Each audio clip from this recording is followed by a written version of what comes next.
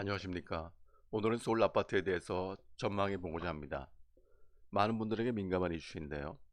이제까지 추이와 현 상황을 분석해 보고 단기와 장기에 대한 전망을 해보고자 합니다. 2014년부터 시작된 서울 아파트 가격 상승세는 여전히 꺾이지 않고 있는데요. 많은 분들이 지금이라도 집을 사야 하는지 아니면 기다려야 하는지를 놓고 갈피를 잡기 어려우실 것 같습니다. 적지 않은 전문가들이 집값은 이제 끝났다, 더 이상 오르기 힘들 것이다 라고 단언하였음에도 불구하고 지금까지도 오르고 있습니다. 그러나 지난 11월 19일 문재인 대통령은 집값을 반드시 잡겠다고 장담하셨습니다. 따라서 이 문제에 대해서 한번 객관적인 분석을 해보고자 합니다.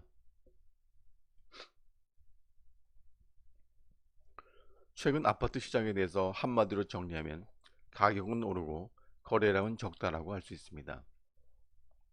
한국감정원에서 매주 발표하는 자료에 따르면 11월 셋째 주 서울 집값은 전주 대비 0.1% 증가하여 21주 연속 상승 중입니다. 이것은 전세가도 마찬가지인데요. 전세가는 올해 들어 사실 하락을 계속하였습니다. 그러나 하락폭이 계속 줄더니 6월 중순을 계기로 상승으로 전환하였고 그 상승폭이 커지고 있습니다. 특히 학군이 좋은 강남과 목동, 그리고 청약 가점을 높이려고 미리 이사하는 3기 신도시의 과천과 하남 지역이 그러합니다. 2007년 이후 보합세를 보이다가 결국 꺾이고 말던 집값은 2014년 당시 추경환 부총리가 발표한 재건축 및 대출 규제 완화 정책으로 상승세를 타기 시작했습니다. 그리고 그 상승세가 현재까지 꺾이지 않고 있습니다. 서울의 대표적인 고가 아파트인 압구정 현대 13차 아파트 가격 추이를 보면 이것을 명확하게 알 수 있습니다. 2018년 9.13 조치 이후 잠시 하락하였다가 곧 반등하고 전 고점을 돌파하였습니다. 다만 최근의 상승세가 주춤거리는 모양입니다. 서울의 매매가 상승률은 점점 가팔라지다가 10월 1일 정부의 분양가 상한제 조치가 발표되면서 조금 수그러들었습니다. 그러나 아직은 상승세를 유지하고 있습니다. 거래량도 시사점이 많습니다. 2018년 9.13 조치 이후 서울 아파트 거래량은 11월 1176건까지 줄어들었습니다. 이러한 추세가 계속되다가 2019년 3월부터 눈에 띄게 거래량이 늘기 시작하고 6월에서 9월까지는 폭증하는 추세를 보였습니다. 이것은 아파트 가격 상승과 동반하여 나타난 것입니다. 10월 들어 거래량이 감소하는 것으로 나타나지만 두 달 내에 거래 신고를 하여야 하기 때문에 정확한 것은 12월이 돼 보아야 알 수 있을 것입니다. 그러나 확실히 감소하는 추세로 보입니다. 이는 정부의 분양가 상한제 도입 예고에 시장이 잠시 움츠리고 관망하기 때문에 나타난 현상으로 생각됩니다. 현재 상황을 판단하기 위해서 그동안의 집값 추이를 잠시 살펴보겠습니다. 조합 선물 세트라고 할 수 있는 2018년의 9.13 조치 이후 서울 아파트 시장은 크게 충격을 받아 가격이 하락했습니다. 수도권 전체로 10%, 헬리오시티 등 공급이 집중된 송파의 경우에는 20%까지 떨어졌습니다. 거래량은 한창이던 2018년 8월 15,000가구에서 1,100가구로 10분의 1 토막이 났습니다. 시장이 얼마나 충격을 받았는지 알 수 있는 대목입니다. 그런데 2019년 3월부터 이상한 일이 나타나기 시작하였습니다. 거래량과 가격이 슬금슬금 다시 오르더니 그 상승폭이 갈수록 커지는 것이었습니다. 왜 이런 일이 벌어졌을까요? 일단 투자 심리가 아직 살아있는 상태에서 몇 가지 요인들이 다시 불을 붙이는 것입니다. 첫째는 정부가 발표한 2019년 아파트 공시가격이 오르지 않은 것입니다. 단독주택과 토지와의 형평성을 고려하여 그렇게 결정하였다고 정부가 발표하였지만 속으로 잔뜩 긴장하고 있던 주택 보유자들에게 아파트를 계속 가지고 있어도 되겠구나, 정부가 너무 심하게 하지는 않겠구나 하는 시그널을 준 것입니다.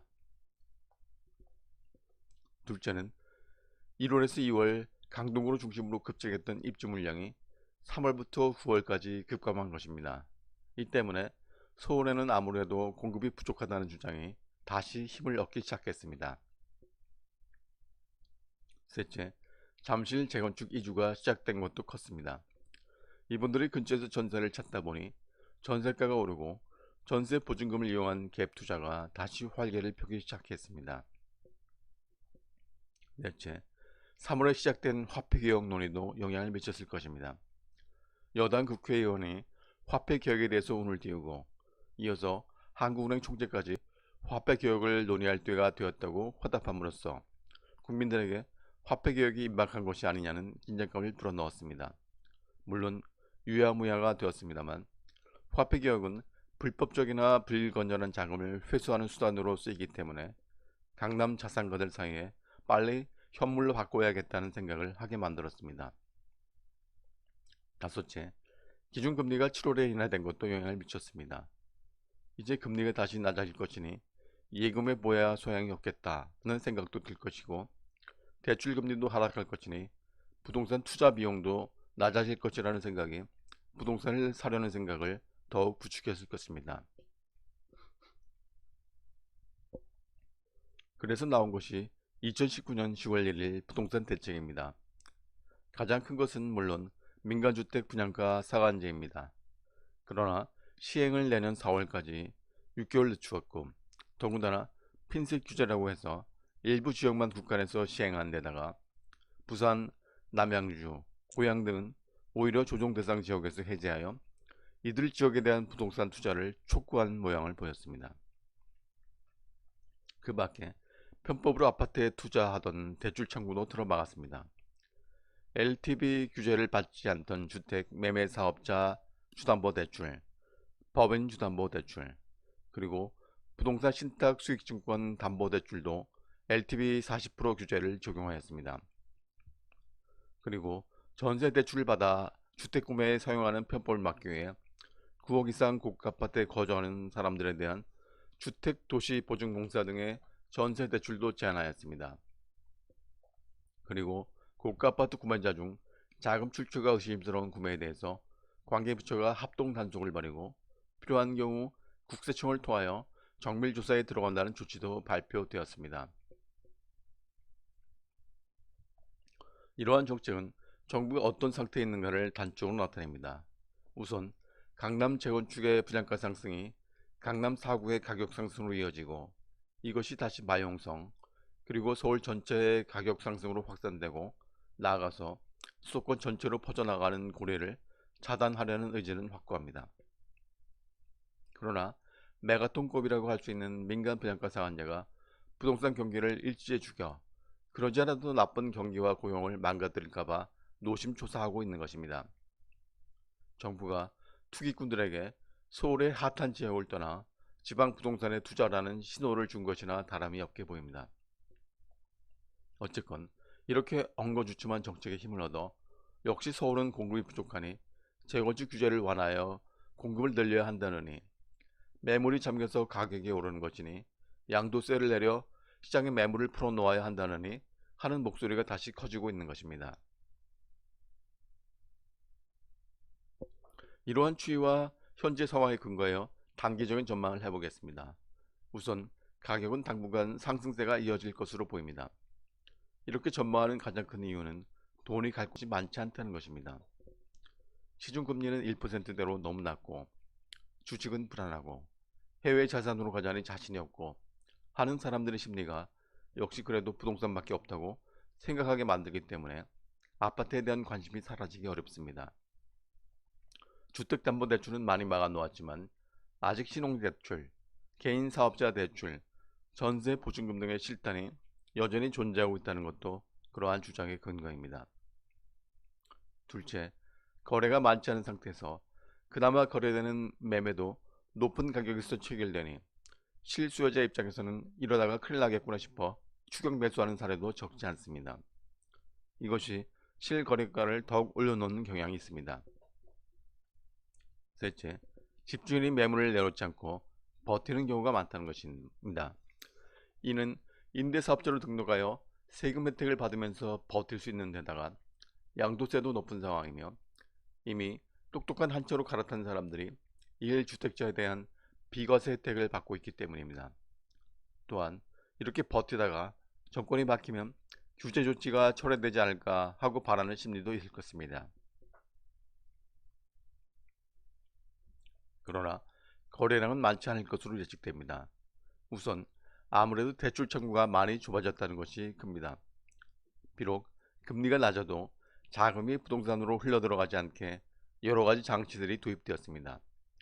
LTV 규제뿐만 아니라 DSR 규제도 도입되어 한 사람이 여러 창구에서 돈을 빌릴 수 없게 막고 있습니다.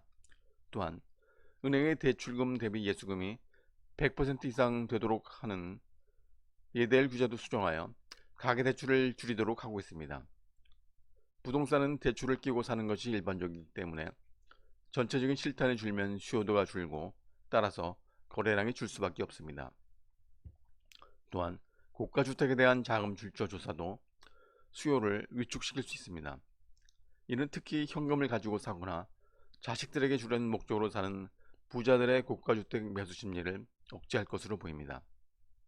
마지막으로 매매가 대비 전세가를 나타내는 전세가율이 서울의 경우 59%, 강남의 경우 55%로 낮기 때문에 전세 보증금을 이용하여 갭 투자를 하기 어렵게 되었다는 것도 중요합니다. 전세 보증금이 사실상 무이자 대출로서 중요한 투자 자금이었기 때문에 이러한 축이 약해지면 매수세가 강하게 붙기 어렵습니다. 장기적으로 보면 서울 아파트 가격은 보합세를 나타낼 것으로 보입니다.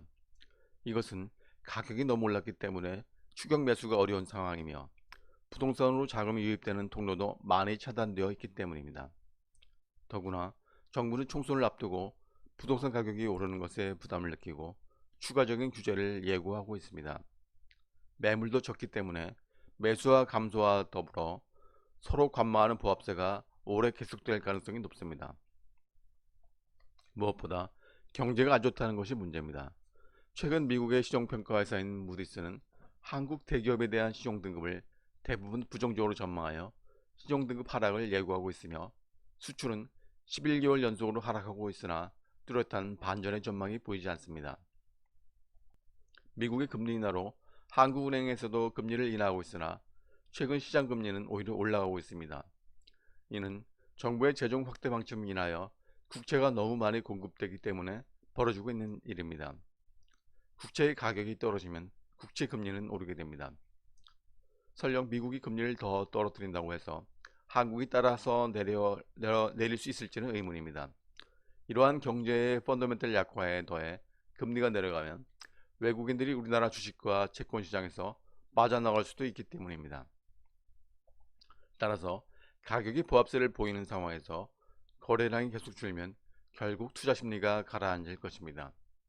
더구나 올해부터 종합부동산세 등 보유세가 올라가는데 몇 년간 이러한 추세가 이어질 것입니다. 이와 함께 건강보험료도 올라가기 때문에 아파트 가격이 올라가지 않은 상태에서 세금 부담이 들면 결국 아파트를 던지는 매물이 나타나게 될 것입니다. 따라서 거래량이 주는 상태가 계속되다가 결국 하락하는 모습을 보이는 것이 현재로서는 가장 타당한 예측이라고 생각됩니다. 이상으로 서울 아파트 시장 전망을 해보았습니다. 그럼 다음 시간에 뵙겠습니다.